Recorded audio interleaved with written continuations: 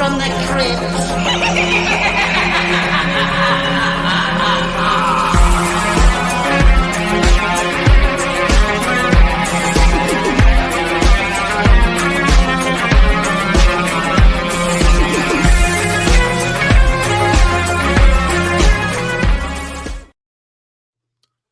Hello, boils and ghouls. Welcome to Dads from the Crypt. My name is Jason. I'll be your host this evening.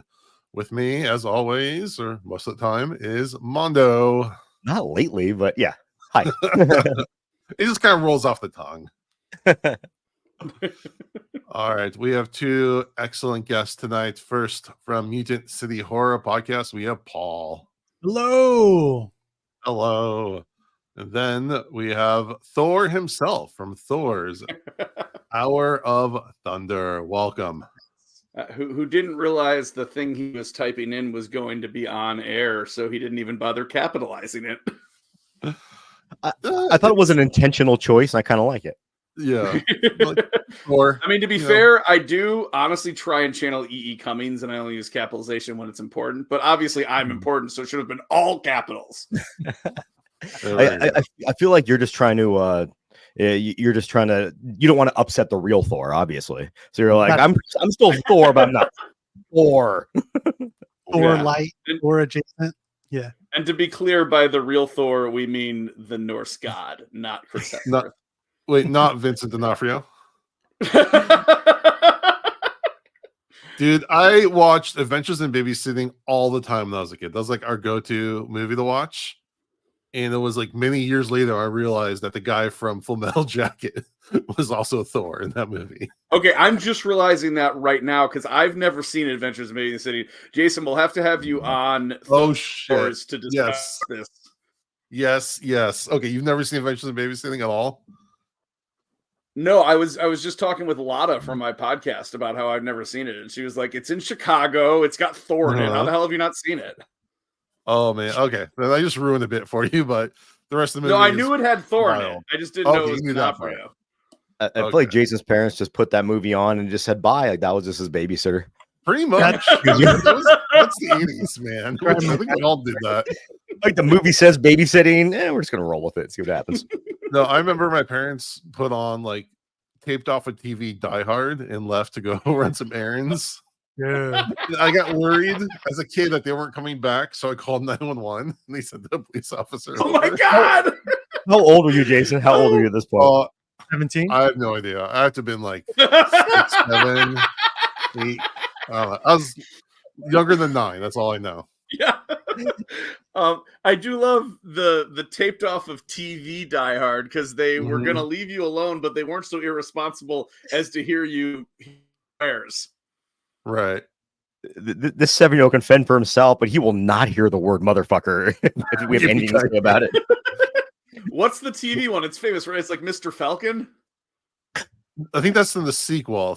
I feel like the first was like Yippee-ki-yay, my friend, or something like that. Something really stupid. Yippee-ki-yay, my friend.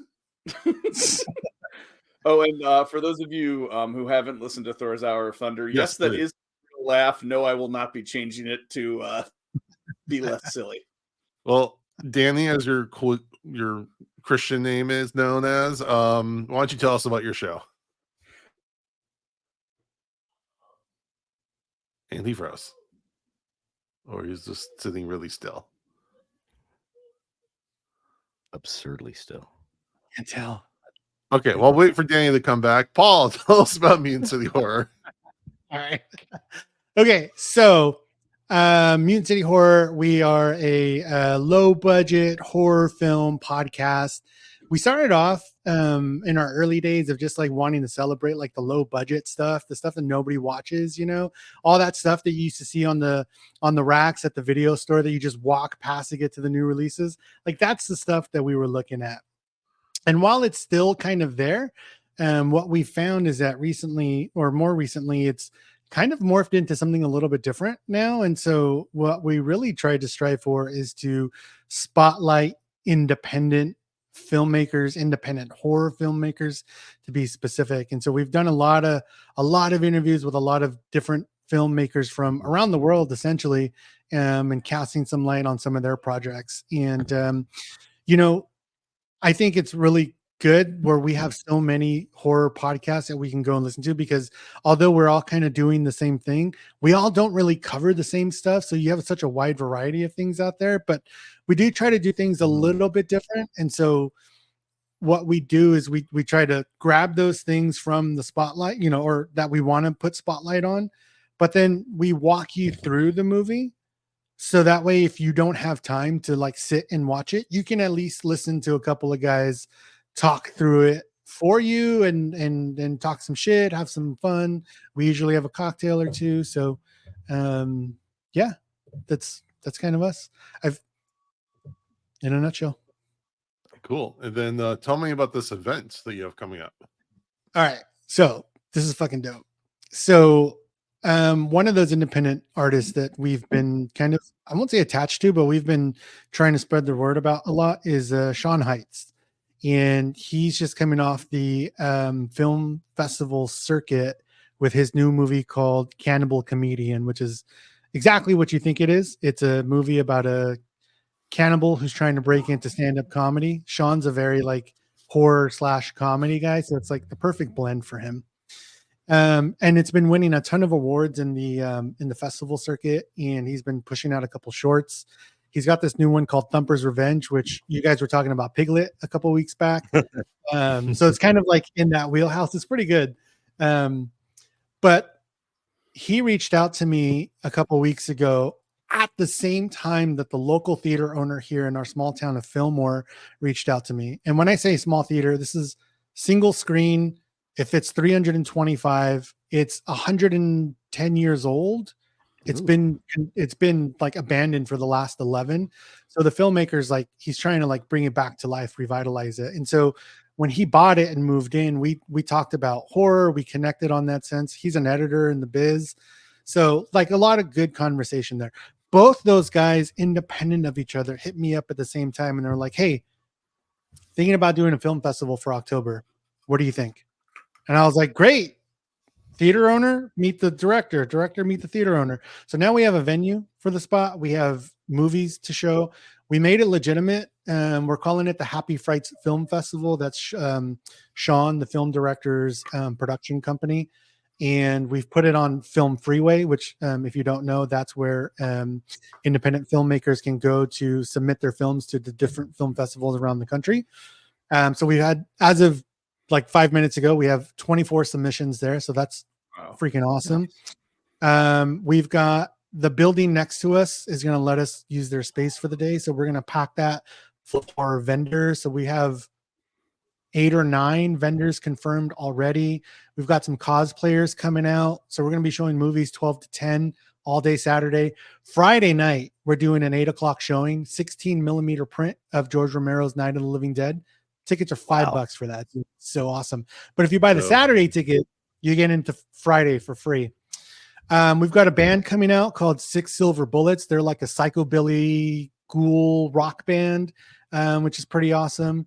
We've got Poncho Moeller coming. I don't know if anybody knows that name, but he's from Rob Zombie's 3 from Hell and 31. He's going to be coming to do some stand-up.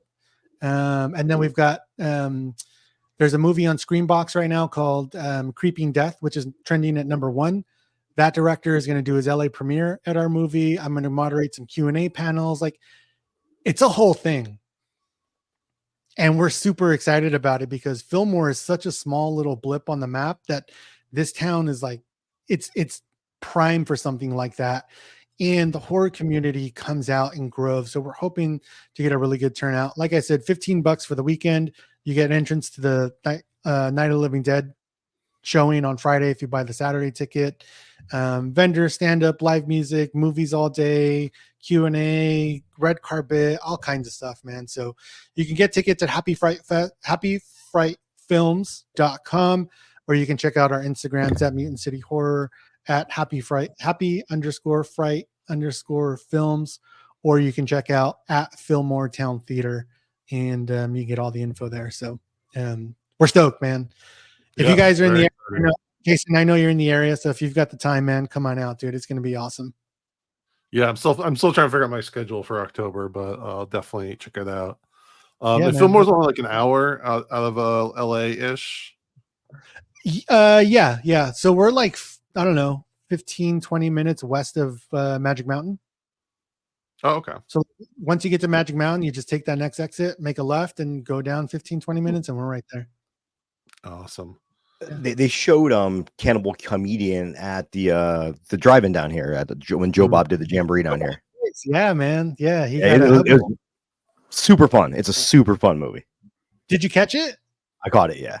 Nice, dude. Yeah. I don't remember a ton about it because that's kind of when the edibles started kicking in. But I remember laughing. I remember sitting in my car just laughing at it and having the best time. Nice. Yeah, Nice. Because it's a good show for sure. And I saw you guys on your podcast had Joe Castro on recently too, which his name sounded familiar. I just had to look him up, and he did. I forgot he did Mutilator 2, which I showed there too, which is awesome. Yeah, dude. Yeah. That was such a treat, man. Like, look, I got to give a big shout out to a friend of the show named Dirty Freaking Joe. He did a music video for one of Sean's other movies, Area 5150. It's not out yet, but stars Felissa Rose, Vernon Wells, a bunch of other people. And then his music video has been winning a ton of awards as well. And he's connected with a lot of those people. He's really good friends with Joe Castro. So we went out to his spot and I did a sit down interview with him. I got to post that video on YouTube because it's like an hour or so, but had a great conversation with him. I just came up. I have it in the box. I haven't opened it yet, but I traded somebody some VHS, right? I found an original Back to the Future trilogy on VHS with like the special behind the scenes fourth tape in the set with NCA labels on it. It was $1.99.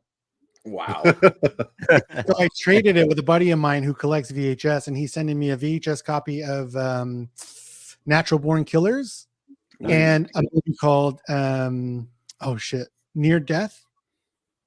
I think it's called Near Death, directed by Joe Castro. So I'm gonna take that and have him get it up in the studio. Yeah, that was a good time.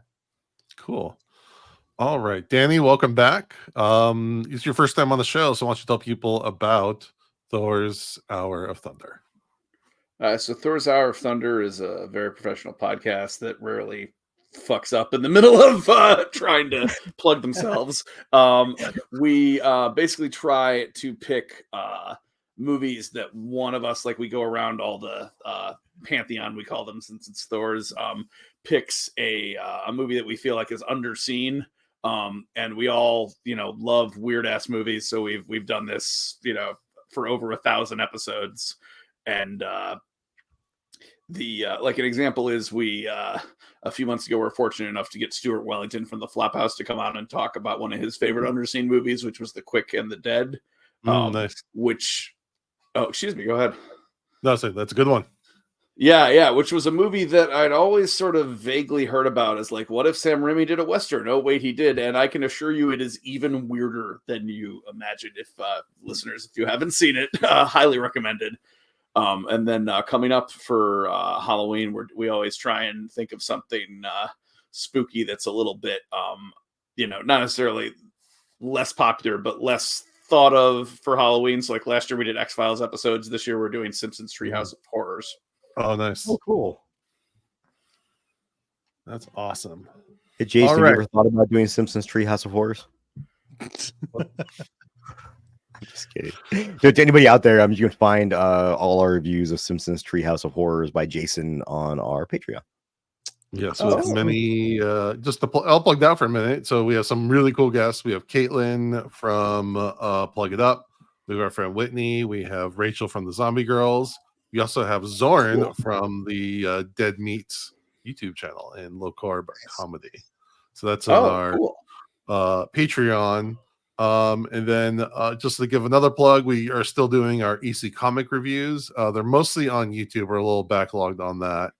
But by the time this episode comes out, we'll have just released a very good one with Scott Gimple, the showrunner of The Walking Dead. So you don't want to miss that out. That's awesome. Oh, yeah. And I do want to mention I was nervous being on such a high production value podcast, so I did text Caitlin earlier today, and I was like, any hot tips for how to appear cool on Dads from the Crypt? And she was like, just be herself, just be yourself, which I thought was terrible advice. So instead, I'm trying to act like Caitlin. Right. I mean, we're around dads. Don't try that cool. It's just be yourself, man. They're always one of my favorite images of Tom Araya from Slayer winning a Grammy for something, and his daughter looks like so like upset, and he goes, "You can be Tom Araya, the frontman of Slayer, and your teenage kids will still think you're lame."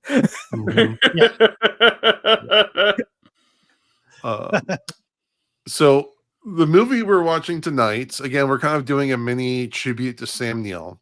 So we've watched The Mouth of Madness and Event Horizon, and we were kind of riffing on Sam Neill movies, especially ones that we might not have seen. And the movie we're talking about tonight, Dead Calm, actually came up. And what triggered me more about that is that there's actually a Simpsons parody of this. It's kind of a late one where I think they're kind of scraping the barrel a little bit. And I hope I had time to watch the Simpsons parody, but I didn't. For the Treehouse of Horror? Yeah, they did the Treehouse of Horror segments. So I heard Jody say that on the Mouth of Madness episode, which was a great episode, by the way. It made me want to go back and watch that. But I didn't remember if this was true, because I haven't watched The Simpsons in forever. Because I know that they also did a Cape Fear parody. Right. These kind of have the same vibe to it. So I wasn't sure if maybe he was mistaken, or if they actually did a parody of this movie. No, they did. Like I said, it was a later. The thing about doing all of the Treehouse of Horror is that like the first, like a lot of things in Simpsons, the first 10 seasons or so that they did are excellent, and then they kind of, there's not much more material to go for. So when they're doing this movie, you're kind of like, okay, we're kind of stretching it a little bit. I would argue until they did that Westworld parody, that was brilliant. Mm-hmm. I haven't seen that. I know where they go to a Gene Scratchyland or whatever. Yeah, that's an old one. Yeah, no, this is kind of like that, but it's like it's a parody of how everyone loves the early Simpsons. Like it's a land that's only for like the first 9 seasons. Okay, I'll have to look that up, because I've caught some of the newer episodes here or there, because they went through a spell where it was just kind of bad. And what I've watched has been enjoyable. Maybe I'm just getting older now, and I just kind of like anything that makes me smile. But when you start getting more upset about how they're portraying Homer, I read how they're portraying Bart. When you relate to, because we all started relating to Bart, and now we all relate to Homer. So that's our progression. Yeah, but I was gonna say I've never choked my child before, but she's done jujitsu with me, and I definitely choked her. So, but never out of anger, out of love.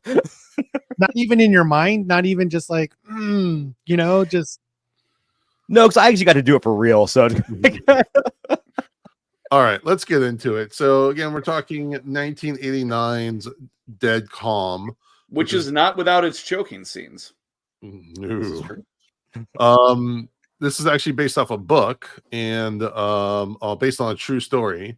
And Orson Welles tried to make this movie a couple different times, but was never able to get the full funding or get a studio all the way behind it. So basically, we have a married couple played by Sam Neill and Nicole Kidman, and they've recently had a tragedy. We'll get into that scene in a minute. But they decide to go out on a boating trip, like months long. It seems by the time we get to that point, they've already been on the boat for like a month. They haven't seen anyone. I think they say for at least a couple weeks. But then they sight a mysterious yacht and are boarded by its lone surviving crew member, played by the one and only Billy Zane. They let him get some rest. I lost my place. It's a masterful synopsis here, Jason. I know. All right. So he's like dehydrated and just really out of it. So let him get some rest, but his story doesn't quite jibe, as the synopsis says. So Sam Neill's character boards the schooner to investigate in the derelict ship, and he learns the mysterious truth. When Billy Zane wakes up. He realizes that Sam Neill has gone to check on the boat. So Billy takes control of the yacht, including with his wife still on it, or Nicole Kidman still on it, and mothers off toward the horizon. Can Ray, Nicole Kidman, get control of the boat and find John before the schooner sinks? Dun dun dun. We'll find out sooner or later. That's it. Shut the Wow. podcast down. We're done. I know. That I'm like, was deep. Right? Like dad jokes belong in a dad's podcast. Man, Yes. now I wish I could reply to the synopsis. All right, Paul, that joke gets you the honor of starting off our review. Tell us what you thought. Okay, so I thought this movie was fantastic. It reminded me of Castaway, because the large majority of Castaway is just Tom Hanks. So this is just Billy Zane and Sam Neill and Nicole Kidman for like the whole movie. It's only 3 people in this movie for the most part. And it takes a special kind of actor to be able to like fulfill an hour and a half, 90 minutes of just you. And I feel like they did it really, really well. I wasn't ever bored. It was exciting and it was suspenseful. I think Nicole Kidman did really good. She actually, her portrayal in this movie reminded me of Charlize Theron from The Devil's Advocate. Just kind of a little not all there, working through some trauma, like trying to recoup her balance. And then Sam Neill's just a freaking rock star in this thing, man. There was a point, I think in the very beginning, where he's taking that cab ride to the hospital and they have like that dark look on him in the back of the cab. And I was like, he could totally pull off James Bond. I had that thought when him and Billy were fighting later. I was like, wow, he could really pull off a James Bond. Yeah, dude. Yeah, I feel like I read he was, I feel like every person with a British or Australian or Irish accent ends up being on the short list, but I feel like he was considered, and I want to say what I vaguely remember is that he was too expensive after Jurassic Park. Mm-hmm. Not too expensive for In the Mouth of Madness, but well, I think that was before Jurassic Park was released. That was before he knew what he.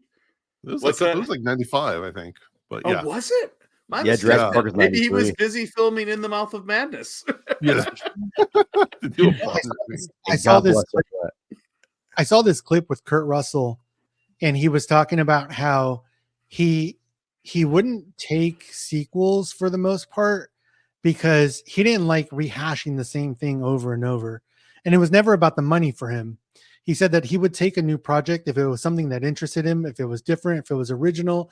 And I kind of wonder if Sam falls into that same category because, I mean, if you look at it, just the dichotomy between Jurassic Park and In the Mouth of Madness, like those are completely different movies, and he nails both of them. So maybe it's I don't want to like do more of the same. I want to do different stuff over and over. And James Bond, you sign up for a couple years. You know what I mean? So, and that's kind of Michael Keaton. As Daniel Craig was constantly complaining about that he didn't want to make any more damn James Bond movies. But for Sam Neill, I do think the one thing that he was willing to do was appear in Jurassic World Part 3. I forget the name of it, but I read that he was so reluctant to do it that's why he has such a like unnecessary part in that, was that he was like until the last minute was like, this is a bad idea, and they were like, more money.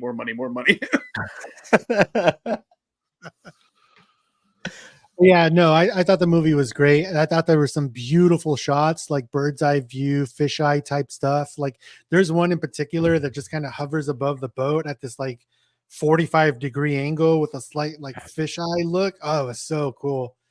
But yeah, and then creepy at the same time, just be out there with nobody to help. There's nothing around. Man. Yeah, I loved it. It was great. All right, Danny. Yeah, so I just want to mention before I forget that this director, who I'd never heard the name of before, Philip, I'm going to say his name is Noyce.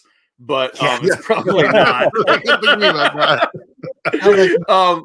So he directed one of my favorite action movies, Clear and Present Danger, with Harrison okay. Ford. And I think as Paul was talking about the visuals in this, I think, there's directors that have specific skill sets, and Phil seems to be a really good director of nature, because that's the best part of Clear and Present Danger, are the jungle scenes with Willem Dafoe, like killing people in the jungle.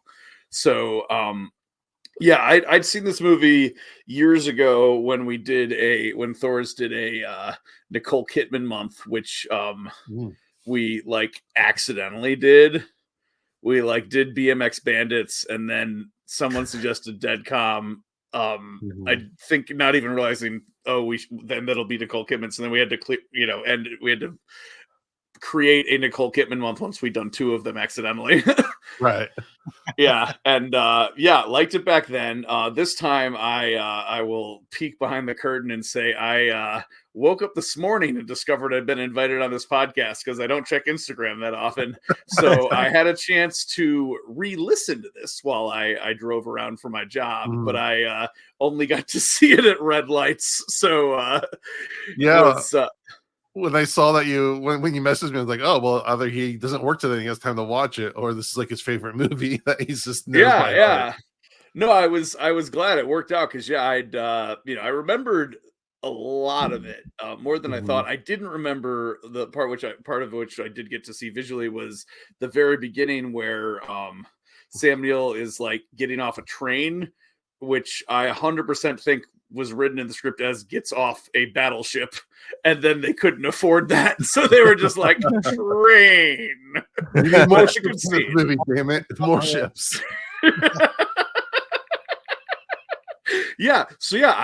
I loved this movie the first time. This time watching it, I was aware that the can I spoil the ending? Yeah, we're spoiling. Perfect. Yeah, so that the flare to the mouth was a reshoot, and it's a bit obvious because it's so much more cartoony. It's like, Jason Statham in just the trailer for The Transporter, but not the movie The Transporter, deflecting a missile with his dinner tray. But I still loved it, and I still love the ending. I think Warner Brothers made the right call, because you want to see that guy get fucking murked. Well, in that the scene with the hands where she doesn't know it's his hands, that's so iconic. It's so well done. Yeah, true. I mean, I don't know if it's iconic, but I feel like I've seen that scene parodied in other ways. And I mean, they did it in Jurassic Park with the severed hand. okay. Jurassic Park? Sure. Am I thinking of that? All right. Yeah. Where I'm more of it with the pointing of the hair, but yeah, I see where you're going with that. It makes sense. Yeah. They did it in Being the Ricardos.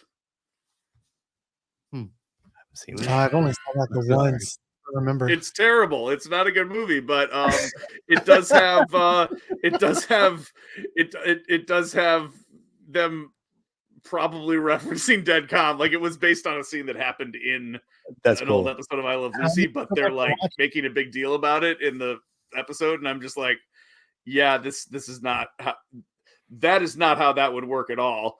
The way it works in Deadcom, where as soon as she touches his hand, she knows it's him. I think that's why I was a little bit more forgiving about the special effect when he takes the flare to the mouth, because the rest of the movie doesn't have a bunch of special effects in it. All the practicals are done really well. So I didn't feel like I was hit over the head or saturated with so many special effects that this one was just another one. So when I saw it, I was like, you can only do so much with shooting a flare directly into somebody's mouth and having their head blow up. So I'll allow it. Well, it reminded me. Sorry. I was really wondering if the underboat scenes, especially the one that's sinking, if that was a set, because I feel like that'd be really hard to do in open water. So that must have been they must have. I don't know if that sometimes that's the real set, and then they built a exact exact copy of the set on another stage to do the sinking sequences. That makes a lot of sense. I don't think they had Sam Neill out in the ocean. Like, we're just gonna sink this boat, dude. We're gonna see what happens. And well, because at first I was wondering if the scenes on their boat, the original boat, were like sets or not. But they seemed like they did a good job of like coming out one end and then like making it match. Yeah. So I kind of feel like those must have been on the real boat. For not a huge budgeted movie, it really shows off its budget with a lot of like we've talked about already, tracking shots and just shots within the boat where you can clearly see that it's as you said, a real boat. Yeah, I mean, I'm really curious about what percentage of this movie takes place on boat, because it's only the first couple of minutes. I tend to think I tend to believe I have like moderate to severe OCD, especially when it comes to movies, because I start nitpicking at little things, and it can be a good thing sometimes. We just did a review on this movie called Feed Me out of the UK, and I was picking up on these little things, and the main actor was like, "Oh yeah," he's like, we didn't think anybody was gonna spot that shit, and you guys spotted. I'm like, great, thanks. But I noticed that the water a lot, and especially a lot of like the swimming scenes, is inconsistent. Like the color to it is just like, in some scenes it's like apparent that you're on like in a pool or on a set, and then in other times it's obvious open water. But I would imagine more so that they shot a majority of it like on a set versus like just YOLOing it in the middle of the ocean somewhere, especially with like all the actors and stuff. You mean they didn't give Sam Neill just a tube to breathe out of instead? Like, shenanigans on that one. But like, I remember reading that. Well, if you've been in Universal a bunch, you know that for Jaws: The Revenge, they built an entire tank of water on one of their backlots and put this background on it, so you would know. So you can look off into the distance. So I was wondering if they have, for some of it, if that was what was going on or not. But. But this is around the same time as Jaws: The Revenge, and that looks like shit in Jaws: The Revenge. So what I'm guessing is they actually had them like on a boat, on like a dock or on a boat, so that you could get the horizon in the background for some of the shots, but then they weren't, on the open water. Over the summer, I rewatched Jaws again, like I do every year. My wife watched it with me because Jaws is such a great movie. And then afterwards, she's like, "Oh, they made a sequel to Jaws. Is it any good?" And I was like, "No, absolutely not. It's not any good." The second one is pretty decent. The third one is on a campy level, really fun. I was going to say, I would actually go the opposite. I would say don't watch the second one. The second one makes me mad. I would say watch the third one while drunk and or high, and the shot of like the non-moving shark just like being pushed toward the camera. I love that shot. Yeah, I've never seen the third. And now that might be my Friday plan. Take an edible and watch Jaws. I love it. I love it. I hope you like it. We might have to do an episode on Jaws 3 Revenge just because. No, Jaws 3. We'll stick Jaws 3, not Revenge. Yeah, Jaws 3D. Jaws 3D. All right, back to this movie though. Mondo, what do you think? Yeah, so I've already confessed my man crush on Sam Neill on this podcast. And what was funny, it's how we kind of started with our Sam Neill month, is I picked In the Mouth of Madness. Right. And then we decided, well, we might as well do Event Horizon. Then we mentioned Dead Calm. I'm like, well, we got to fucking do that, right? Yeah. This is the first time watch for me. And I really enjoyed it. And I love, I know there's a lot of comparisons to Cape Fear. But one thing I love about this is you have Billy Zane, who's this classically handsome guy. And it's kind of, you wouldn't suspect him as being this manipulative kind of psychopath. Whereas in Cape Fear, you had, well, at least in the remake, you had Robert De Niro looking like he looked like an escaped mental patient, like you would imagine from a comic book. Where this one, they didn't do that, which made it all the creepier. And then the way Billy Zane played the character, or the way they wrote the character, to where you kind of never know like where his mental state's at. Like he's obviously had a lot of mental issues, probably bipolar, maybe schizophrenic, and you kind of never know where his mental state's at. So it's always that tension. You always have that tension when he and Nicole Kidman are in the same room or in the same space, because you don't know what's going to happen. So I thought that was just brilliant. And again, the only thing like you, the flare gun to the face at the end. I was like, come on, because he shot it through the fucking mast. The fucking Billy Zane is like holding Nicole Kidman. You have to have some balls to take and some confidence to take that shot. Like I wouldn't have the balls to take that shot. I also got mad because I'm like, it took him like 5 minutes to load the flare gun. And I'm like, dude, like just go fucking you're in the military. Hopefully you had some physical combat training. Just go fuck this dude up. It shouldn't be that big of a deal. In that same vein, though, I was getting physically upset about how long it took Nicole Kidman to go get that gun out of the little cabinet. I was like, Yeah. how did you not grab that earlier? And my wife pointed it out to me. She's like, she doesn't know how to use it. So like, why go get it early? If, like, it doesn't matter when she's going to go and get it. She doesn't know how to use it. She barely know how to put it together and load it. So like, maybe she thought she can get away with not using it up front. I was like, well, I guess, but still, like, the fact that it's there. But you did use a harpoon gun earlier. Yeah. But that went horribly wrong. So maybe holy shit, maybe I she, forgot about that. I don't want to shoot a flare gun, but dude, I actually love this movie. I thought it was fantastic, and to have such a strong movie that has to hinge on the performance of just 3 people, that just shows the quality of the actors you have involved in the whole thing. Now, can I tell you my alternate universe idea for this? Ooh, All right, sure. it's Richard Jenkins and Mary Steenburgen from Step Brothers, and they've finally gone out on their yacht to sail the world. Here comes Rob Riggle's character. It's a psychopath, shows up, and the same thing happens. But they're also mourning the death of, you can pick Dale or Brennan, whichever one. Maybe they both died in a helicopter accident, and in a karaoke accident. In a karaoke accident, strangled by the cord, electrocuted. I don't know. That'd be my alternate universe version of this movie. I love it. I'll donate. Show me. Dude, the I'm down for. I saw a movie recently that I've never seen, that I've never even heard of before, called ACOD, Adult Children of Divorce, and it's got Adam Scott and Richard Jenkins in it, and it's really good. It's a really good movie, really funny, but it just furthers the idea that Richard Jenkins should not be allowed to have children in cinema.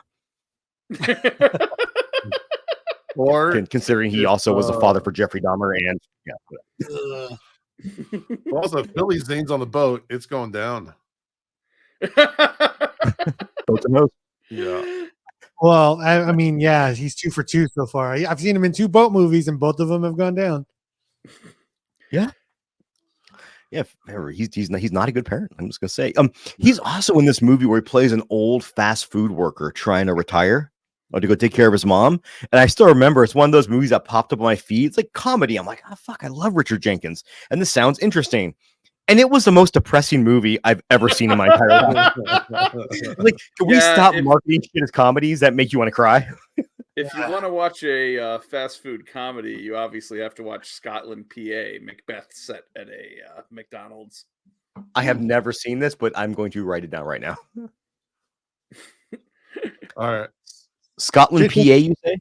Yeah, Scotland, PA. It's called Macbeth's instead of McDonald's, but it's clearly a parallel. Like I'm into it. Coming to America. Yeah, McDonald's. McDowell's. Yeah. That's so good. Jason, what'd you think of the movie? I love this. I remember seeing like the VHS cover like when I was a kid, and I might have seen like trailers or something on TV. Obviously, '89, I wasn't going to see this movie, but it was just, I feel like it's just kind of one of those movies that's been in the background for so long. And I really enjoyed just that like late 80s aesthetic, kind of like Near Dark, maybe Less Than Zero kind of vibe. The soundtrack was really cool. Again, it's very of its time, but there was very little of it. But when there was score, it was like this like weird percussion and some weird like breathing noises. Really cool score. It's just a really fun, somewhat erotic action movie, kind of like thriller. Freaking Billy Zane, he can just go for it. Again, I feel like this is the closest he like got to the Collector beforehand from Demon Knight. It felt very much like just one step below as far as the off the rails. Like if that he basically took that character, the character from Dead Calm, and just gave him demon powers, and that was his Demon Knight performance, which I'm here for it because it's amazing. he's just like dancing and like talking music and stuff. He's drinking his like, drugged up lemonade. But yeah, then again, we get those scenes with Sam Neill in the sinking boat, and like it's like getting really claustrophobic. Like how's he gonna get out of this? How's he gonna get out of that? Sam Neill, yeah, as a like Navy guy fixing motors on boats and stuff, was just always a good time. And again, it's one of those movies where there's always a problem that they're trying to solve, which kind of moves the thing on. It's just kind of like one problem to another where they're trying to figure out how to help each other. It felt very Hitchcockian, which again was always a good thing. Yeah, I could feel that. Yeah, I could see that for sure. Yeah, competent people in very bad situations. Weirdly enough, reminds me of The Relic. Yeah, totally different movie, but similar. Okay. Like people who have the ability to solve problems, but are thrust into an awful situation. So Sam Neill is a boat captain, and he has to do like repairs on the worst boat ever. And then we have these archaeologists who have to figure out how to defeat, a giant demon monster thing using archaeology. The Relic. Is that not The Relic? I'm thinking The Relic is like a late '90s. The Relic is like a late '90s horror movie that takes place in a museum. Yeah, that's the one. They have the two archaeologists that solve stuff, and then the cop that helps them. I think my boat captain. No. Excuse me. I am getting too esoteric here. But I do want to mention when you were saying the eroticism of this movie, as someone that was solely listening to most of it, you haven't lived until you've had the stereo of a Honda CRV blasting Nicole Kidman moaning because the previous scene was very quiet, so I turned the volume up. I hope you had your windows down. I was gonna people looking at you, and you're just It's okay. It's Nicole Kidman. well, I can't do. Oh my god! Now I just want to have like next time I see an AMC movie and that goofy Nicole Kidman clip comes on, it just plays the audio from this over Nicole Kidman in that. Where Billy Zane rips her underwear off. Damn. But if we're gonna talk about that scene, we gotta talk about the opening scene where they flash back to an accident that happened where their kid goes flying through the dashboard, like, and you see a doll being thrown through the windshield. I actually kind of loved it. I was about to say, I think that was the only other scene they let the guy that did the flare gun effect work on. Right. Well, it's really funny is I was like, oh, okay, this looks like a fun thriller movie. Maybe my wife would like this. And she's like, oh no, I'm tired. And I saw that, I'm like, oh, thank God she didn't see that scene. I just imagine him being like, you had a good plan for this effect. He's like, yeah, and he just Randy Johnson the doll through the piece of glass.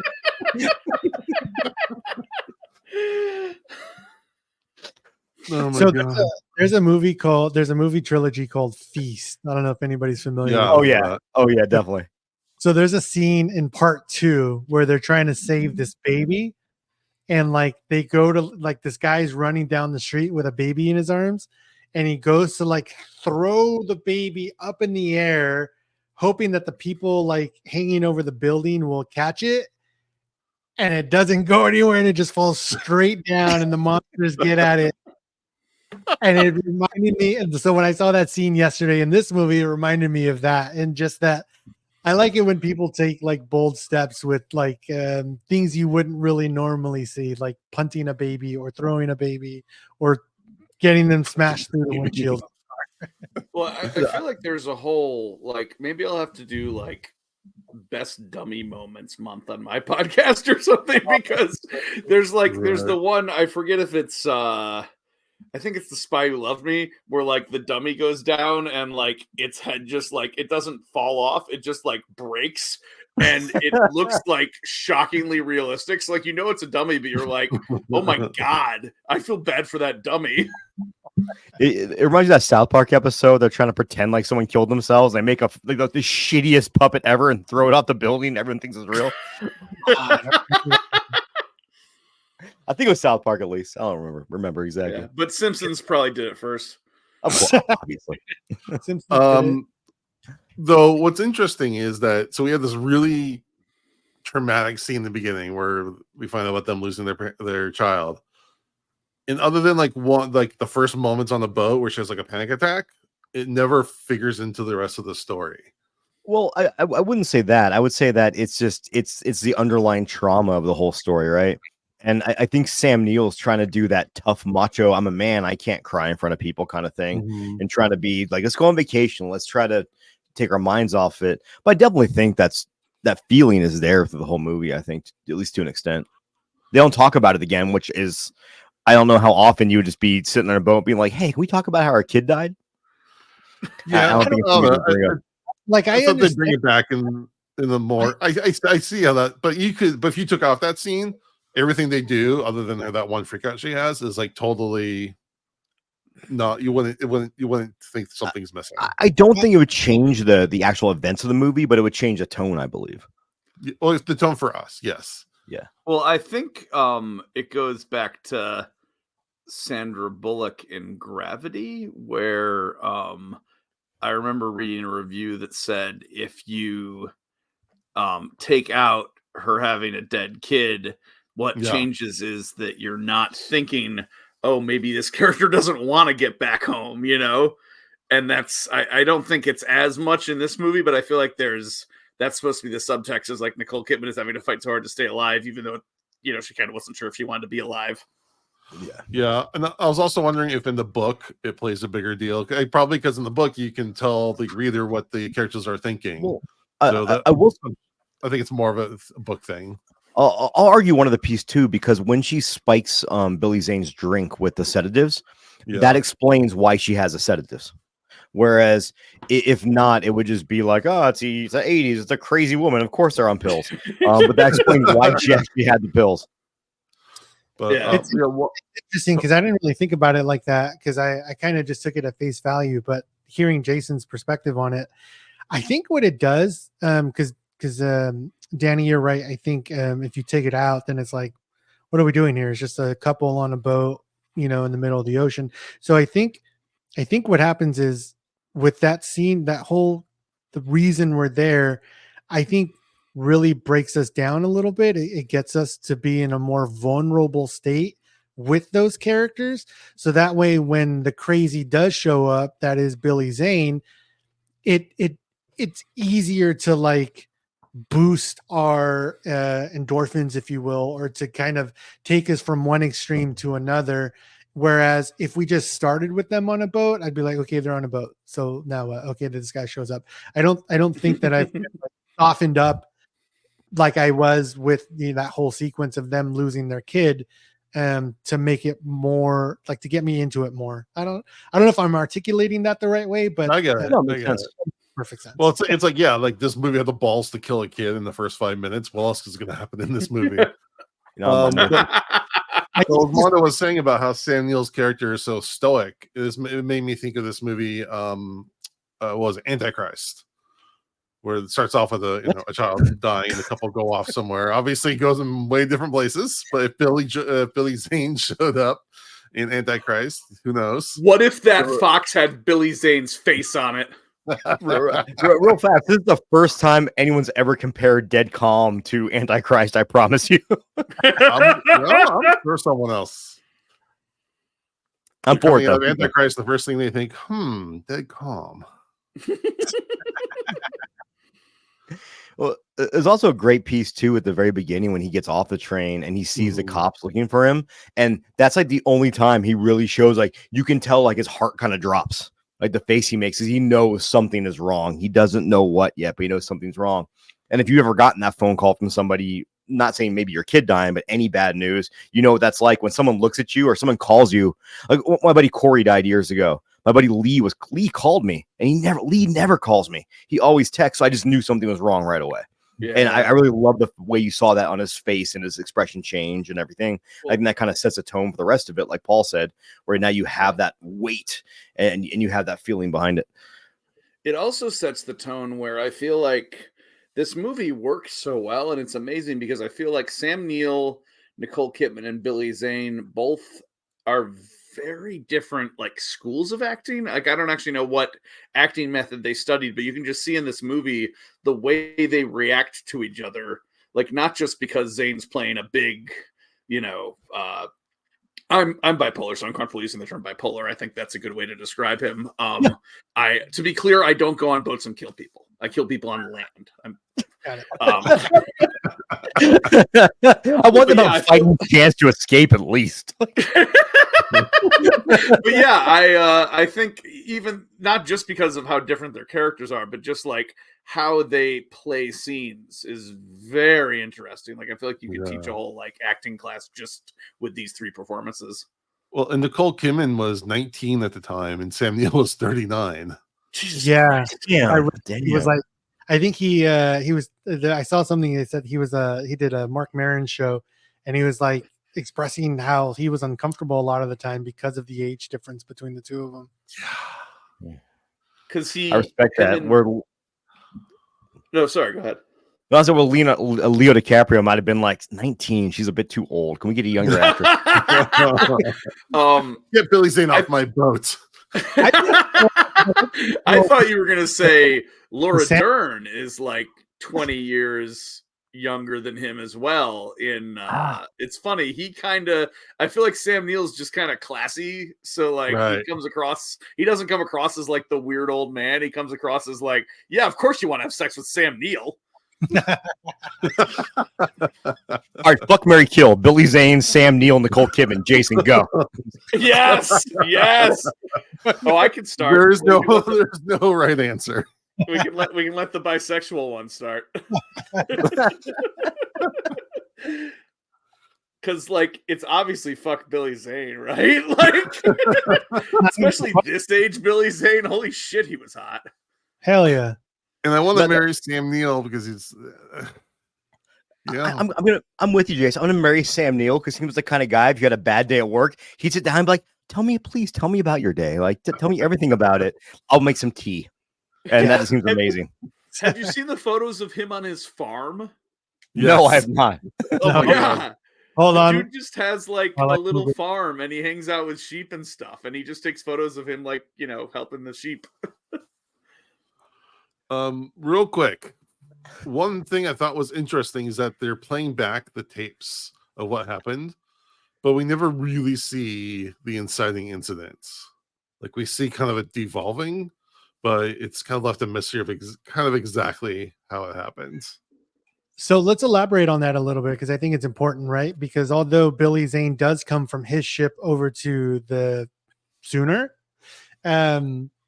it's because his boat is sinking, and it's because like some crazy shit went on, and he started telling them that like the crew got sick, and maybe they had some canned salmon, and so Sam sounds like botulism. There's no cure for that, and he's like, yeah, that's totally what happened. And then when Sam Neill makes it over to the boat, the place is a wreck. It reminded me of like the hotel room from Fear and Loathing in Las Vegas. Like it was just so you start to get, I think Sam Neill even found in Billy Zane's journal, like the ad, right? That was in his journal. It was like, hey, looking for 4 girls, like for a photo shoot on a boat in the middle of the ocean, like, Dexter style. And then you match it up with what was on the boat, and that's all, rock star bedroom kind of, water everywhere. And then those tapes, here's the impression that I got from those tapes. Billy Zane was the photographer for that whole venture, but then the guy who was running it, like, was a hard ass, or like he maybe flipped and then somehow just got crazy and everybody ended up dead. So I don't know if Billy Zane did all the murdering. I mean, that's what they lead you to believe. Yeah, they imply it.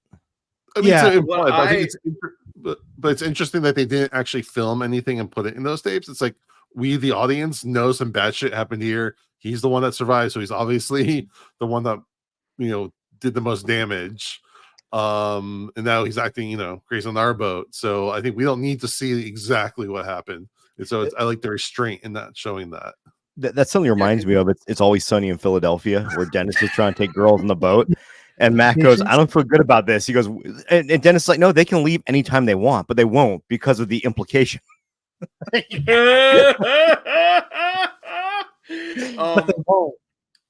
feel like, as you talked about, it is subtle, but it's also really tense. And like, even when they just have the part where Billy Zane's like trying to get the producer guy or whoever it is to let him take a specific shot, and like he shoots him down. Like, honestly, Billy Zane's character was so volatile that the tape cuts off, but I'm like, he could have just killed everyone because right. Like, it could have been as simple as like, that's why I was saying, because the producer guy in those tapes is the aggressor, right? Like and Billy is just so timid, and like you hear him just kind of like taking his verbal lashes from this guy. So it planted the seed of doubt for me in that, well, was it like more self-defense? But obviously, as we see the rest of the movie, Billy Zane is just fucking nutsoid. So probably not, but it was just, it planted that seed for me where it was like, well, there was an aggressor beyond Billy Zane. So maybe it was something beyond that, but yeah, I didn't go too far into it thereafter. Yeah. No, it makes sense. I like that. All right. Can I tell you have any final thoughts before we wrap up? I do. Thank you for asking. I don't know about you guys, but I was really digging the soundtrack. Yeah. Yes. There's a couple songs on there from a cassette tape that Billy Zane was playing. I looked it up by this artist named Tim O'Connor. One of the songs was Who Stole the Isopropyl Alcohol. The other song is Nomad, and then New York Turnpike. But he's like a real kind of like blues rock kind of folky singer. Like, it was totally like the right vibe music for that scenario, I think. But the music itself intrigued me. I started looking at the dude. The dude actually ended up like sailing across here. I got the factoid right here. He, in the summer of 99, Tim O'Connor is the name of the dude, made a solo crossing of the North Atlantic Ocean in his sailboat, Diana, from Nantucket Island to the Netherlands, and he lives on his boat in Holland. So I was like, I wonder if it's like art imitating life or vice versa. Yeah, I thought that was kind of interesting. But I thought the music choices for the movie were fucking fantastic. I thought instead of a solo sorry. No, the song they played at the very end almost seems a little bit out of place, but I love it because it fits so perfectly with the ending and into the credits. Yeah. I was just going to say, imagine if instead of a solo crossing, he went across the Atlantic with just him and Billy Zane. Can I read a quick Sam Neill facts? I just had to pull up Sam Neill and farming. And he was talking about how his ram named Hugo Weaving died happy. And Sam's quote was, he was doing what rams do. He fell off the back of a female sheep. He said, rams can service, shall we say, up to 80 females in a day. There's no other male animal on the planet that has that capability. He went the distance and died on the job. What a dad thing to do, to die on the job. I love that he named this horny sheep after Hugo Weaving. This man is a national treasure and must be protected at all costs. Nice. And I do want to, speaking of national treasure, I always get this wrong. Is Sam Neill New Zealand or Australia? Does anyone know? He's Australian, but I think he still has some other ties to New Zealand. Okay, yeah. Because I feel like his farm might be in New Zealand, but that might be because that's where all the sheep live. And I do want to mention, as my final thought, Lawrence Harvey was going to play the Billy Zane role, or rather did play the Billy Zane role in the footage they shot for Orson Welles' version of this. And Lawrence Harvey is famous for being the guy who gets Manchurian Candidated in Manchurian Candidate, which I happened to watch for the first time recently. And it's, it's a little slow for, it's a political thriller, but it's, quite old. But dude's great in it. Dude's fantastic. I would 100% have loved to have seen him in this. Apparently it was a toned down character though, because like he has a wife that's with him for like part of the movie in the original movie. And I cannot picture Billy Zane's character like sustaining a relationship. Yeah. A very volatile one, maybe. That's about it. Yeah. Like Sid and Nancy. Yes. All right. Well, let's do our rating. We do 0 to 5, 5 being the best, 0 being the worst. You can do half points. Thor, give us your number. So I'm gonna have to say 4.5. This was really good. All right, Paul. Before I answer, I'm just curious. Where do you lose the half point? The half point, I would say, as good as the ending is, I really wanted it to end just with her picking him out of the ocean and being like, "I found you." Okay. I feel like the reshoots are fun, but like it's such a tight movie. Like I'm just always one of those people that's like, okay, I'm gonna watch, like when I rewatch Die Hard, it takes me like 45 minutes, like I always want like less. Yeah, we bring up a good point. This movie's only an hour 30. It's very tight. Yeah, because I looked, the scene I was talking about was an hour 26, so it was originally an even shorter movie. I mean, it would have gone over 90 with credits, but still, yeah.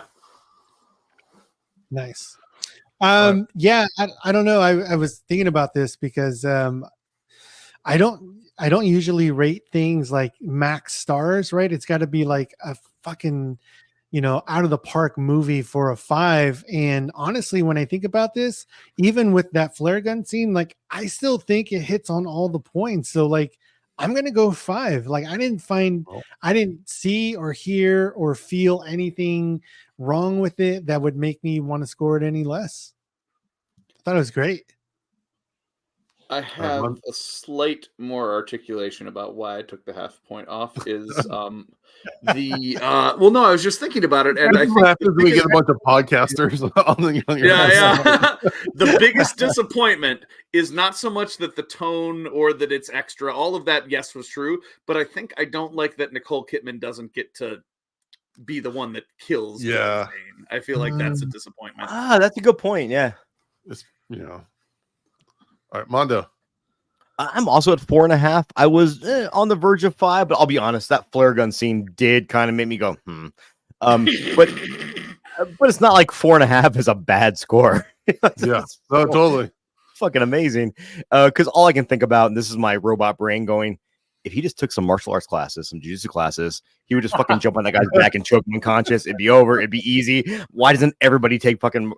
So I got that. That's the only part that really took me out of it. But overall, I thought it was a phenomenal movie, and I'm really happy we got to. I don't think I would have watched this if we didn't do it for the podcast. Right, no, totally. I didn't even know about it till you mentioned it. I'm not gonna lie, and I'm really happy we got to watch it. Nice. Yeah, I'm a 4.5 as well. It's very, very good. This will definitely like have a space in my brain. I think one of those movies, but there's just something.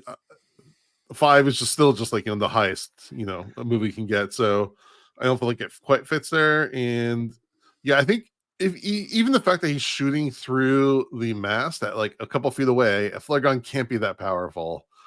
The physics of that. It can. Yeah, you can kill someone with a flare gun. That's definitely. Even really, I mean, like, but will it go through a canvas that with the pull-out kind of whatever that was? It's hot. It's going to burn right through that canvas. Yeah. Okay. Yeah. All right. Something about the shooting through the canvas just seemed like really like trying to make an actiony movie. My brain just goes like, in no world would a normal human being take that shock because they'd be so afraid of hitting their the loved one that was being assaulted. That I think all you can see me out of it.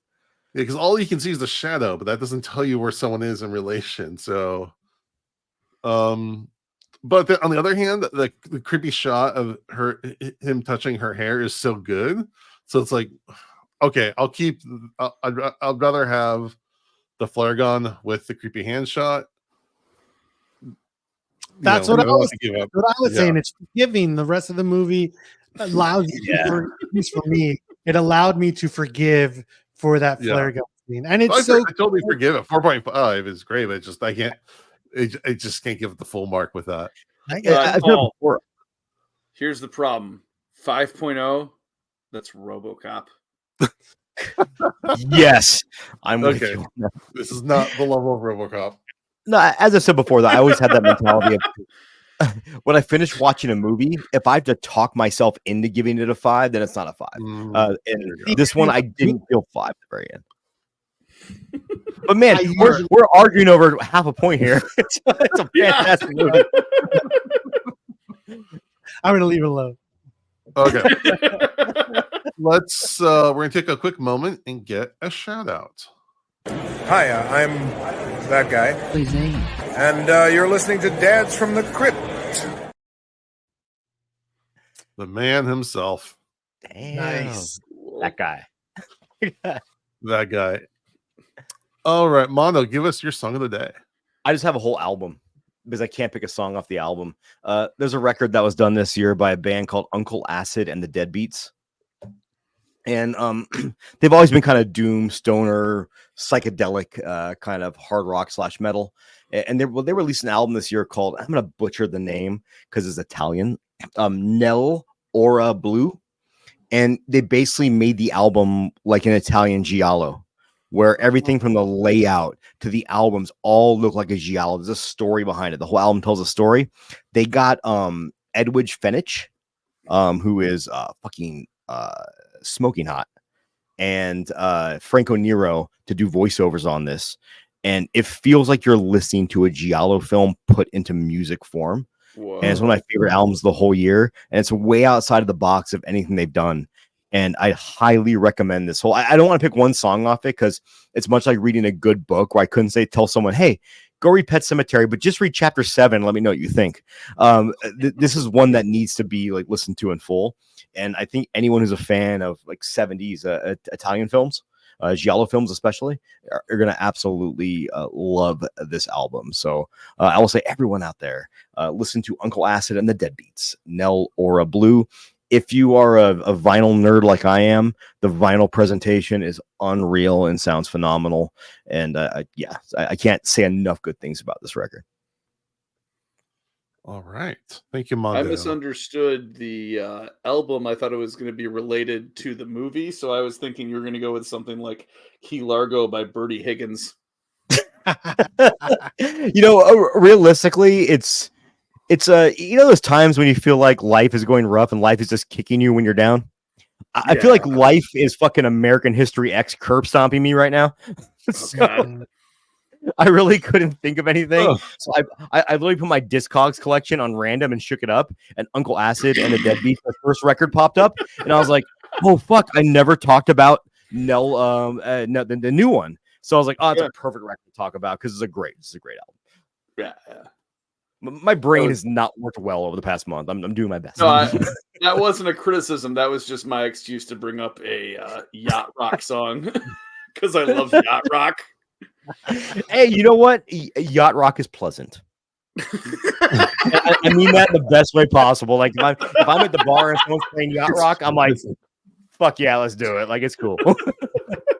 Don't play ska. Like fuck ska. Ooh, okay, now you're getting somewhere, Mondo. Jason, so fucking ska is basically like someone heard reggae and goes, you know what? I can make this worse. And that's how.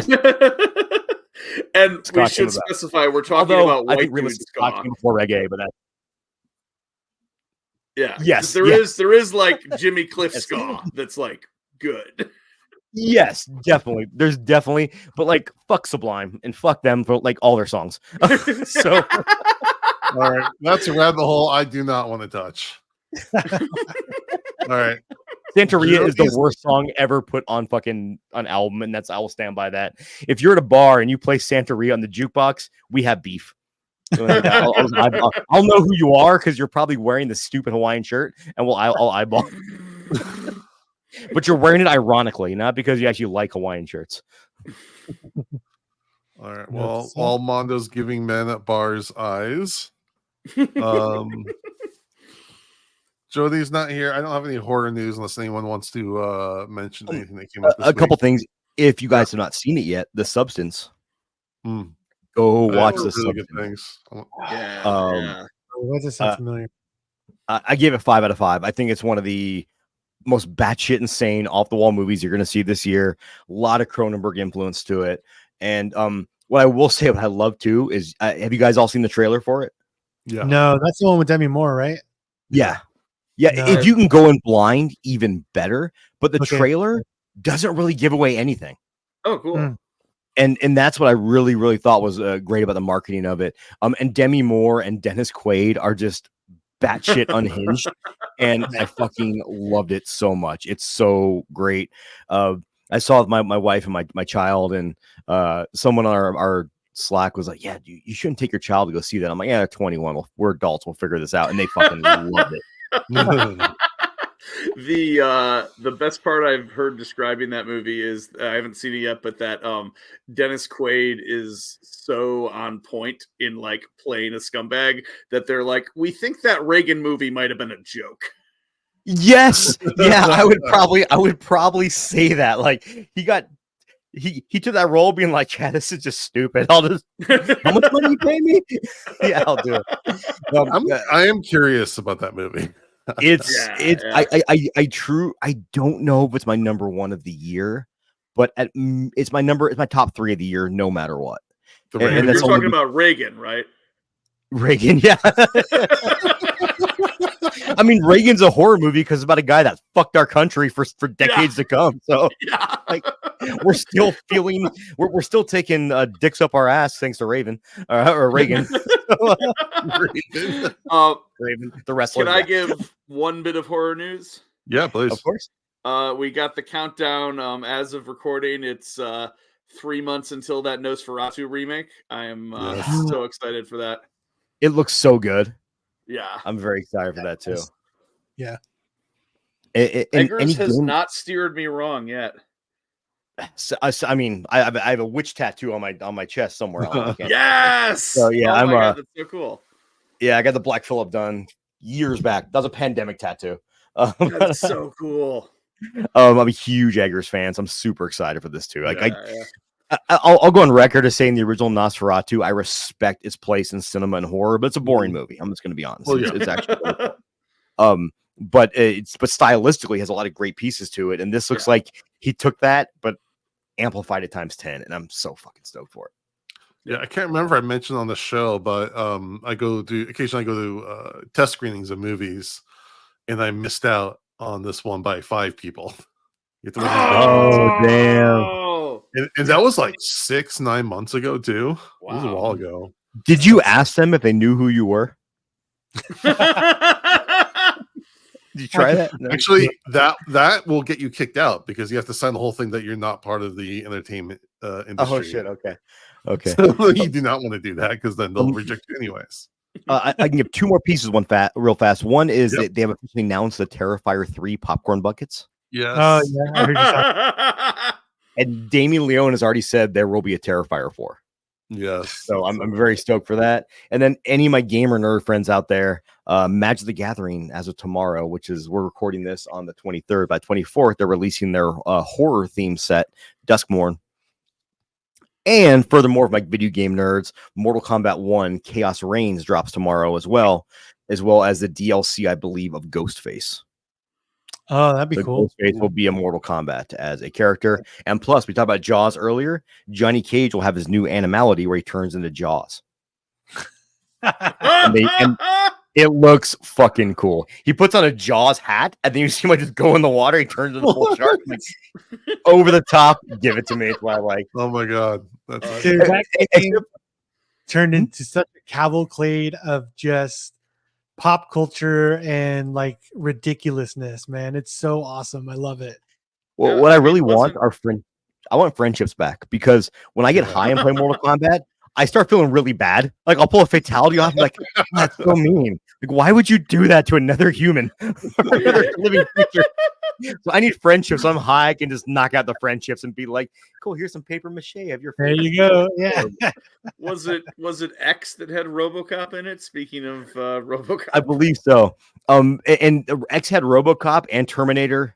Later. Freddy Krueger was in it. Freddy Krueger and Jason and Leatherface have all been in there. And the Xenomorph, Yeah, this one right now, they've announced Ghostface, Conan, the T-1000. Nice. And God, I want to say Chucky, but I don't remember off the top of my head. Mm-hmm. But I'm pretty stoked. That would be I love the interesting. Mortal Kombat games because I can just pick them up and play them for 10 minutes and put them down. It's pretty fun. Yeah, totally. 100%. I don't play online because I just play in easy mode. I enjoy easy mode in games. Life's hard enough. Right. Dude, I say this, like, if a game is complicated and I have to like fucking try 8 times to beat a boss, I'm just not playing that game. I don't need that stress in my life. I get enough stress in other aspects of my life, not in my free time. All right. Before we wrap up, Danny, since this is your first time on the show, you have to answer the question of the day, which is Cool. what dad advice would you like to leave with our audiences? Well, I gotta admit, I didn't mention it until now, so I didn't get thrown off. But I don't actually have any children, so I'm going. I'm going to okay, we leave. allow like mentor or just life advice. Uncle So advice. what I'm it's fine. thinking is the closest I have is I have my very old dog who's like 18 question mark. I don't know. We got him when he was either 5 or 11. What kind of dog is he? He 5 is or 11?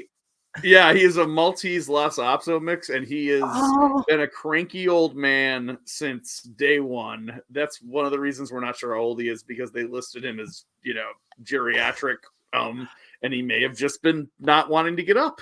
So that's kind of my advice is, the world is filled with motivational speakers and 7 Habits of Highly Effective People. Sometimes you got to be like my dog. Sometimes you got to just not want to get up no matter what anyone tells you.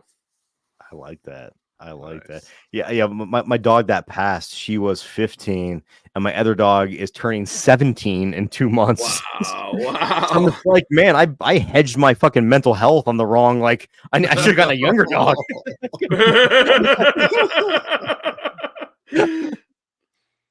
You know what? All the heartache in the world is worth the memories. Oh, We gotta- exactly. Yeah, they're wonderful. If we got a quick second, Mondo, I just want to say kudos to you, man, because listening to that Mouth of Madness episode, you give some really good advice about mental health and seeking help and the shedding the stigma that is getting help. So kudos to you, man. Appreciate that. Thank you, brother. I appreciate that, man. I really do a lot, because that was very. I didn't listen back to it because I don't know how I sounded and I was not in a good mental place. I'm like, I can't listen to this again.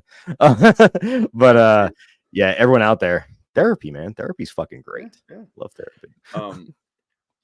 I've only listened to your episodes that Caitlin's been on. Those, you know what? We have Caitlin on. We know it's gonna be a smart episode. If we have Rachel on from Zombie Girl, we know it's gonna be a smart episode. See, I didn't know you had her. I'll have to listen to those too. Yeah. My problem is another thing that I didn't admit before I came on here. All the confessions are coming out. Was I've only seen season 7 of Tales from the Crypt. I've seen none of the other episodes. You watched the worst season. It was the only. It was the only one licensed to Crackle or something. They only got the shit season. So I saw every episode of that. All right. He's got off air, right? He's got nowhere to go but up. So there's there is a way you can watch all these episodes upscaled in 4K on Yes. a certain tubing channel. A subscription, and we can send you that link off air if you like. Oh, wonderful! Thank you. And as long as I'm talking, I do want to mention the shirt I'm wearing is for a local band called Sweetie, and they do kind of lipstick horror punk, which I didn't realize was a genre until they possibly invented it. Oh, there you cool! Yeah, you can see they got a pentagram on their. That's awesome. I like that. Yeah. Yeah, I was like, does that say Sweetie, or is that just some metal thing that I can't really understand what it says? Yeah, obviously it's movie. I was just trying to figure out. I was like, is that a movie I don't know, or what is that? That's cool. I like it. All right. Well, we appreciate everyone for listening. Paul, where can people find you and the festival you have coming up? So both can be accomplished by checking out our Instagram at Mutant City Horror. For the film festival, go to happyfrightfilms.com. You can check out at happy_fright_films on Instagram. Same thing with at Fillmore Town Theater. But again, the best place to go is the website happyfrightfilms.com. You get the tickets there, $15, 2 days, 16 millimeter print of Night of the Living Dead. And then Saturday is just a day full of independent horror, stand-up comedy, live music, vending. Come out. It's going to be a blast. Nice. Hell All yes. right. And then Thor, where can you find your channel? Oh, thanks for asking. It is Thor's Hour of Thunder. Just type that into anything with an internet connection, and we pretty much come up. You might have to type in Thor's Hour of Thunder podcast. Don't type in Thor podcast, though, because then you just get anyone who's ever reviewed a Thor movie. He hasn't been in that many movies, has he? He's in the new Transformers. You can look it up on your Okay. Sega Dreamcast. Plug. If you have kids and you love Transformers, go see that movie because it's freaking awesome. I loved it. I've heard. I'm excited. Yeah. It looks fun. I can't deal with Optimus Prime having a mouth. It really bothers me. I don't know why. God damn it. Mondo, tell me more what you think about Optimus Prime's mouth. Well, he's got that in the cartoon. He's got like the plate over his face, and in this one, he actually has a moving mouth with lips, and that's kind of weird to me because it's not the Optimus Prime I grew up with, and I'm sounding like an old curmudgeon, but whatever. Hashtag not your. What did you think of all of the Michael Bayness aside? What did you think of in the first Transformers when it like a guard came over his mouth when he was fighting? I don't even remember it, to be honest with you. I watched it right when it came out, and at the time, I was like angry and being like, "This is ruining my childhood." Now that I'm older, I realize they didn't make that movie for me. It was made for a new generation of fans, so I have respect for it. But I really haven't gone back and watched it, just to be honest with you. All right. Either way, yeah, Transformers 1, excellent movie. Really, But really the 1986 movie, fuck yeah. Like, we're going to go ahead and kill Optimus Prime 10 minutes into this son of a bitch, and you kids are going to have to deal with it. It's like fucking Old Yeller, and it's like the Old Yeller version of Transformers. Great. It's like if Old Yeller died in the first 20 minutes. Oh my god! Could you imagine the end of that movie? Like the one human character in that had to the kid had to shoot Optimus Prime and kill him.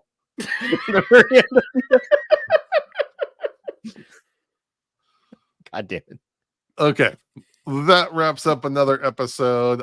We would really appreciate it if you would give us a rating review on iTunes, a rating on Spotify, like and subscribe on YouTube, and follow us at Dads from the Crypt Talk on TikTok. And with that, we thank you for listening to Dads from the Crypt. Goodbye. Follow Dads from the Crypt on Facebook, Twitter, and Instagram, or I will follow you to the grave.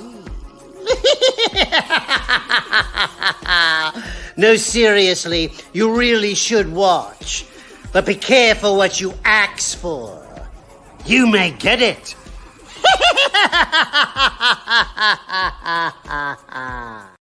Ha ha ha ha ha ha.